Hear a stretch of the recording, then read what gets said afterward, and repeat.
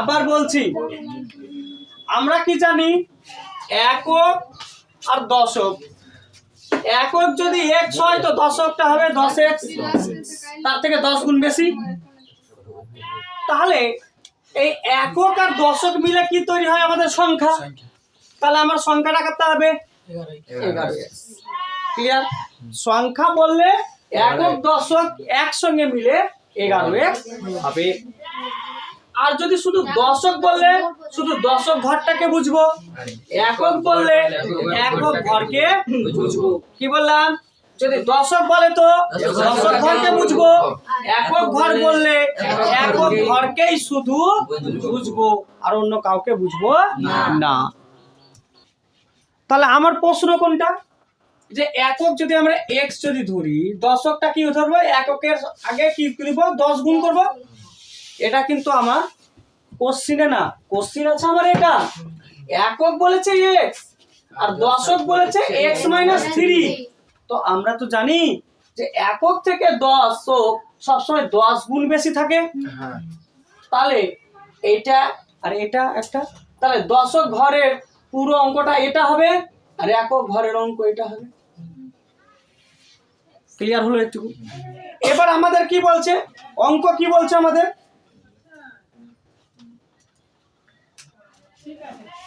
আমাদের অঙ্ক কি বলছে যে একটা দশক ঘরের অঙ্ক একক ঘরের অঙ্ক অপেক্ষা 3 কম। তো সেটা তো আমরা করেছি। এটা বলছে সংখ্যাটি থেকে উহার অঙ্ক দুটির গুণফল বিয়োগ করলে বিয়োগফল 15 হবে। সংখ্যাটি থেকে উহার অঙ্ক দুটির গুণফল বিয়োগ করলে, তাহলে এখন তাহলে সংখ্যাটা আমার কি দাঁড়াবে এখন দেখি। তাহলে আমার সংখ্যাটা কি হবে?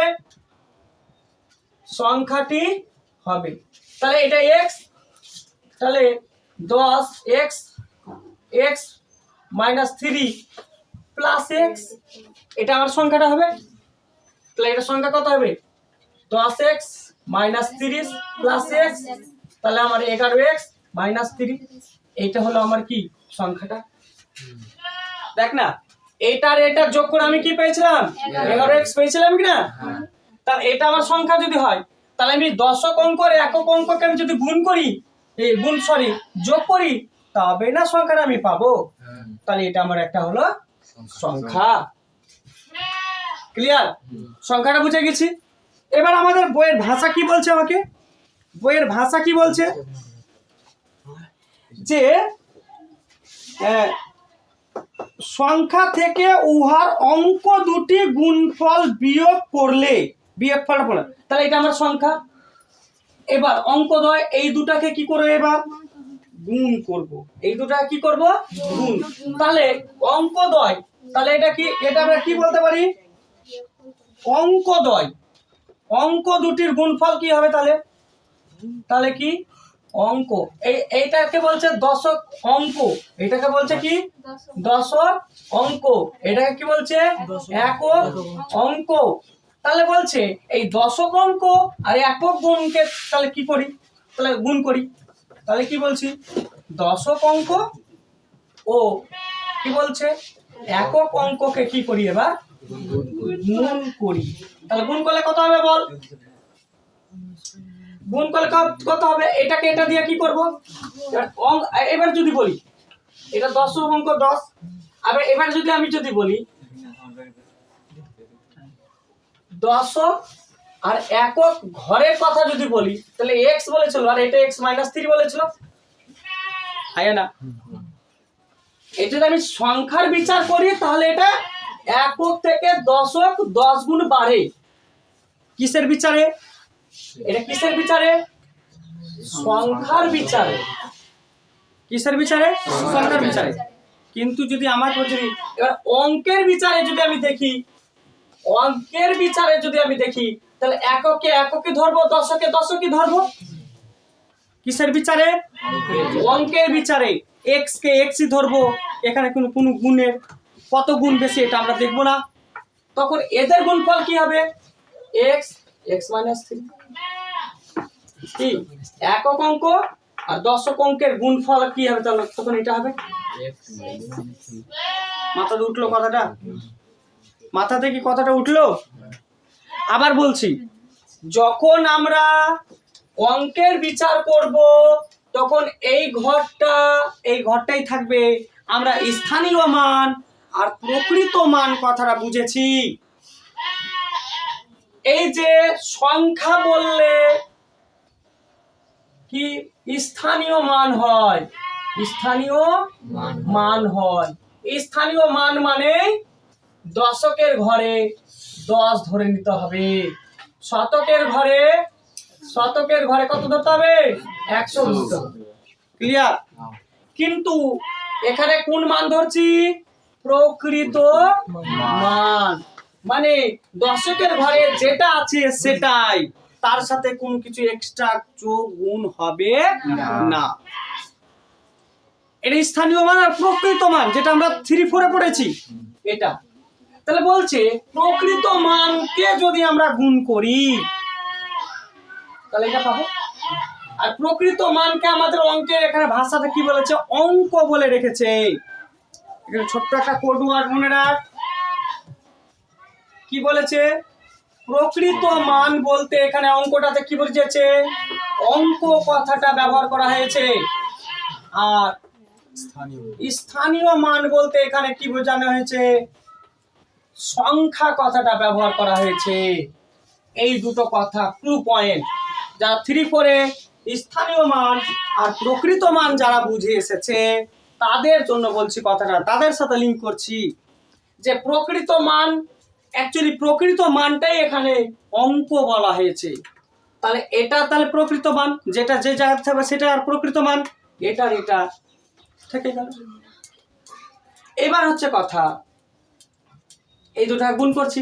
এবার অঙ্ক বলছে যে সংখ্যাটা থেকে এইটাকে যদি আমি বিয়োগ করি, অঙ্ক বলছে, দেখ অঙ্কটা পর, অঙ্কটা বলছে যদি গুণ করি তো বিয়োগ, গুণ করে মানে এইটা সংখ্যা আর এইটা সংখ্যাকে যদি আমি বিয়োগ করি তো বিয়োগ করে 15 বেরোবে।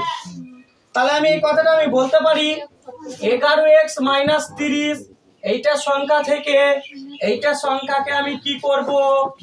বিয়োগ করব। তো কত বেরোবে? 15 বেরোবে। ক্লিয়ার হলো? এবার অঙ্ক বলছে, দেখ আবার বলছে এই জায়গাটা, প্রথম কথা এই অঙ্কটাতে স্থানীয় মান বলতে যেটা দশকের ঘরে কি বলেছে? একক, এটা বলেছে, এটা দশক বলেছে। আগেই জায়গাটাতে বুঝতে হয়। প্রকৃত মান কি? এককের প্রকৃত মান x ধরেছে, দশকের প্রকৃত মান ধরেছে একক থেকে 3 কম, তাহলে x - 3, এটা কি মান? প্রকৃত মান।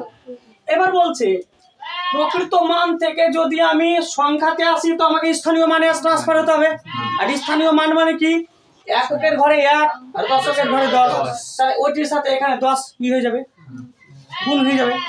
তাহলে এই দুটাকে আমি যোগ করবো তো আমি সংখ্যাটা পাবো। তাহলে আমি এটা সংখ্যা পেয়েছি, তাই তো? এবার বলছি সংখ্যা অঙ্কদ্বয়ের গুণফল, প্রকৃত মানের গুণফল, এই দুটো প্রকৃত মানের গুণফল করে যেটা হবে সংখ্যাটা থেকে বিয়োগ যদি করি তাহলে আমার 15 বার হবে উত্তর। তাহলে এটা করেছে, দেখ এটা হলো সংখ্যা আর এটা হলো অঙ্কদ্বয়ের গুণফল। এইটা হলো সংখ্যা, এটা হলো অঙ্কদ্বয়ের গুণফল। এইটাকে আর এটাকে কি করবো? বিয়োগ করবো, তো বার হবে 15। ব্যাস, আপ ক্যালকুলেশন কর। তাহলে 11x - 30 minus plus minus a minus x square minus minus a plus 3x equal to 15। 11x, আচ্ছা সাজাই, minus x square plus 11x, 30 আছে, এটা 11x plus 3x minus 3 minus 15 equal to 0। আচ্ছা মাইনাস x স্কয়ার, 11 আর 3 কত? 14x, 30 আর 15 কত? 45 equal to 0। আচ্ছা এখানে আমি মাইনাস কমন নিব, তাহলে মাইনাস কি হয়ে যাবে? আর মাইনাস কি হয়ে যাবে? প্লাস হয়ে যাবে মাইনাস, আর মাইনাস হয়ে যাবে plus, is equal to -0, minus minus কেটে দিলাম। তাহলে আমার এখানে কি আছে এবার, তাহলে কি হলো x square minus 14x plus 45 is equal to 0। তাহলে 45 কে ভাগ 5 9 45, তাহলে কত হচ্ছে 3। তাহলে 3 5 15, 15 আর 3 হলো না, 3 থেকে 9 আর 9 আর 5 14, 9 আর 5 যোগ করলে কত হয় রে 14। তাহলে কি হলো x square minus 9x minus 5x plus 45 is equal to 0।